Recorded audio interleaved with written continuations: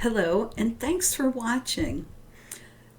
I'm Susan Zummo, an intuitive and originator of soul patterning harmonics, as you probably already know.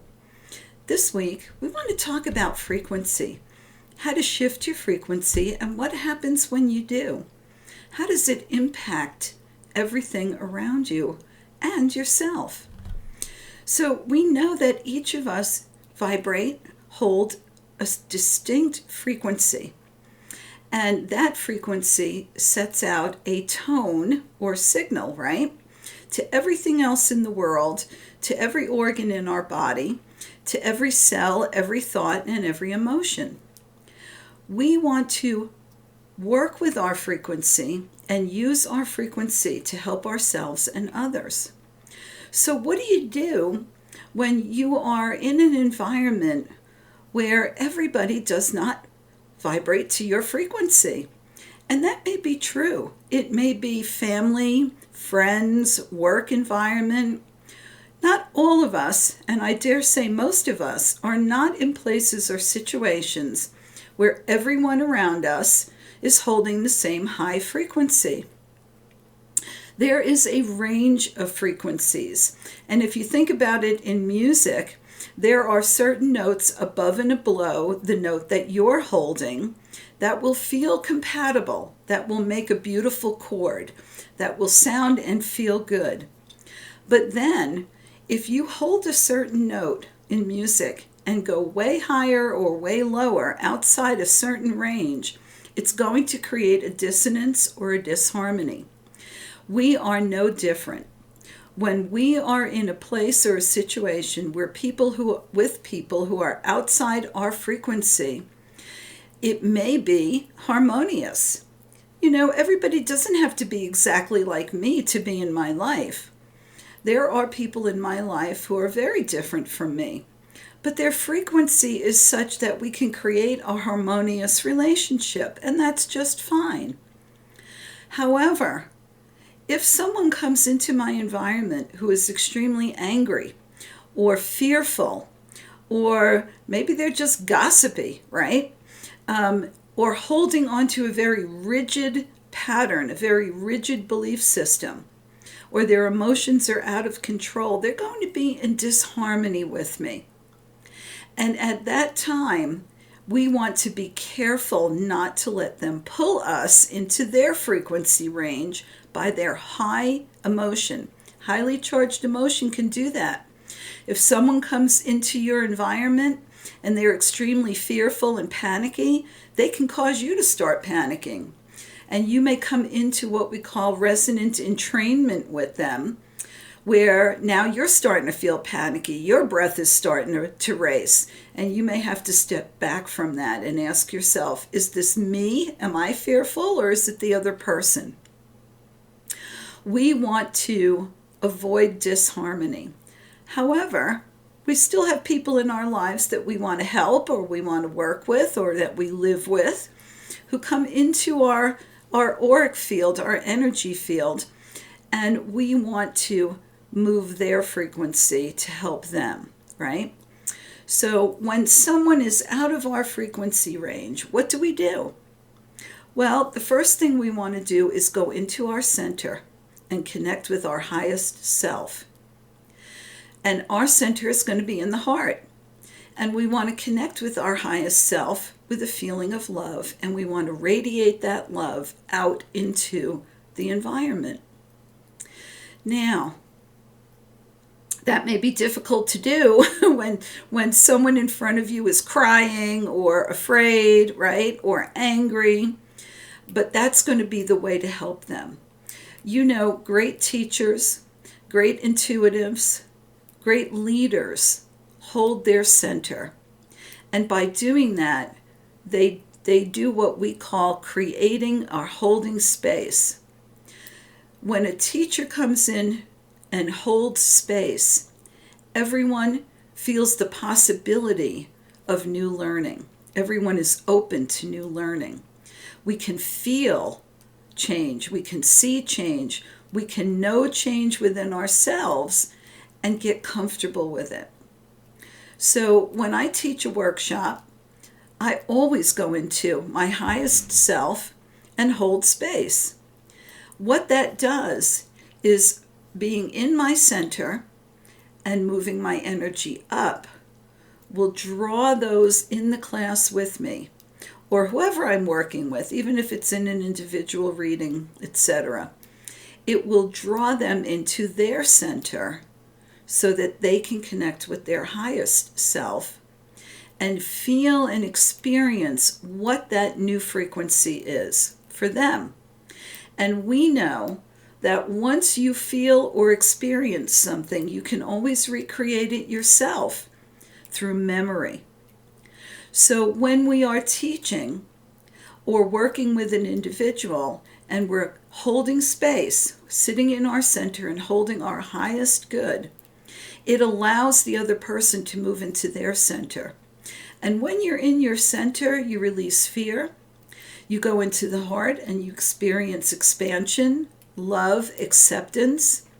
And that allows a person to feel what it will feel like to be in the new frequency, to be in the new learning, to be in the new experience. Now, if you do not practice holding that center and holding that frequency when the class is over, when the reading is over, when that person leaves your physical environment, you will naturally slip back to where you already are. So during a class or workshop, during a reading, whatever I'm doing, there's always instruction on how the individual can maintain that frequency for themselves, how they can hold it or work their way back to it. The idea is for each person outside of you to get a taste of what it feels like. That's the carrot, right? That's what makes us want to keep going and want to keep moving and want to keep changing. How can you do that for yourself? It's simple. It's what we've been talking about all along. Release fear. Go into your heart. Experience and expand love. That's what you want to do. So if you've heard stories of people sitting next to the guru and becoming enlightened, well, that's what happened. That guru was sitting in their center and connecting with their highest self. Now, depending upon the frequency of the individual that you're sitting next to, will also depend on how high you can move into your center and connect with your higher, right? Think about that. There has to be a compatible range. If the range is incompatible, then that teacher will not resonate with you and you not want to be in a room or a class with them, whether it's virtual or not. If the frequency is incompatible, that intuitive, that instructor, that co-worker will create dissonance within you, and there will be a tension set up that will create conflict. And that conflict is a good indication that one of you needs to change. And since we know that we cannot change other people, it means that we will need to adjust our frequency. And that may be by forgiveness. It may be by holding on to prayer, to mantra, right? Whatever you need to do to move into the heart and expand love of self and others. So if you have someone in your life that is out of frequency range with you, don't focus on the other person and what needs to happen to get them to change or to fix the situation. Focus on self. Move into the heart. Connect with your highest self and expand your auric energy field around you as far as you can. The other person will either move into their center and shift into a more compatible frequency, or they will run for the hills from you because it will be uncomfortable for everybody. Now, if you have an individual in your life who wants to change, who is working on change, who is looking forward to making change, you can help them. Whenever they are in your environment, whether you're talking on the phone or you're with them in person, hold the highest vision of what's possible for them. Go into your heart while you're listening to them or talking to them. Expand love for you and for them, and visualize the best outcome that you can for them, and ask for their soul to give them something even better than what you can imagine. By holding the frequency of a positive outcome and positive change for that person, you can help them feel and experience what that will be for them. That will be their carrot. Now, we know everyone has free will, and when people are ready to act, they will. So we don't have an expectation that I'm going to visualize something good for the other person and they're going to jump on it and take care of it and that's done lickety-split. We are creating a field of possibility for the other person to experience through love, acceptance, and without judgment. We have no expectation, but we hold that vision for them. See? And that's how it works. Now, when you go into your center and you expand love and hold your highest frequency, the law of attraction kicks in. And so what happens is you begin to become a beacon of light for those who have the same frequency or are in your range, who will be very, very comfortable with you. That's how we strike up quick friendships. That's how we run into people who want to help us. That's how situations emerge that will benefit us and help us to move forward and be of benefit to the others as well. We can do that for ourselves and for others. Now, you may also attract people who are of a lower frequency or situations of a lower frequency in that range, and then you'll have to use your intuition, which we've talked about for the last 2 weeks, to discern whether or not this is a situation you should involve yourself or leave, right? Use your intuition. You may be able to help a person, you may not. You may want to engage with an individual because there will be benefit for both of you, but you might not want to make a contract that's going to last 5 years, right? Remember that your frequency impacts everything. If you are living in an environment with a very low frequency and you're working hard all day long to hold that high frequency, well, everybody in that neighborhood, in that community, in that state, in that city, they might not shift frequencies to match yours. And so you may feel the urge to move on. You will need to ask your intuition why you are there. You will need to ask your intuition, do you need to remain there? Is your purpose for being there fulfilled? And you may have to sit in that frequency of disharmony and discord with your environment and determine whether or not it's time for you to move.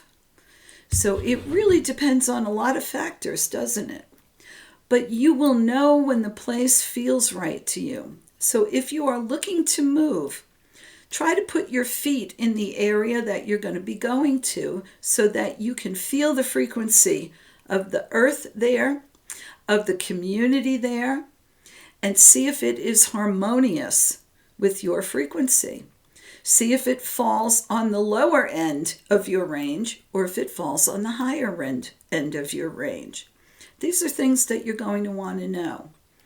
Now, if you are intuitive, if you've been working with your intuition and you don't have the option to physically go to a place before you get there and move there, then use your intuition, right? Call a city, a state, an area into your mind's eye, bring it into your heart and see how it feels. Some people like to use pendulums, some people like to use psychometry. You can use whatever you want. Some people like to do astrocartography. That's okay too, right? You use what your intuition tells you to use, and it will tell you what to do. So you can shift frequency within self. You can hold a space for others to allow them to feel a higher range of frequency and help them to make change as well. So I hope that helps a little bit. I also want to mention that on March 16th, which is a Sunday, I will be offering a quick 2-hour workshop on awakening your light body through the physical form. This is going to be a class. And again, if you know me, you know I like things to be quick. I like techniques to be fast. I like them to be easy to execute. And I also like to give you techniques that you can work after the class that will be very effective.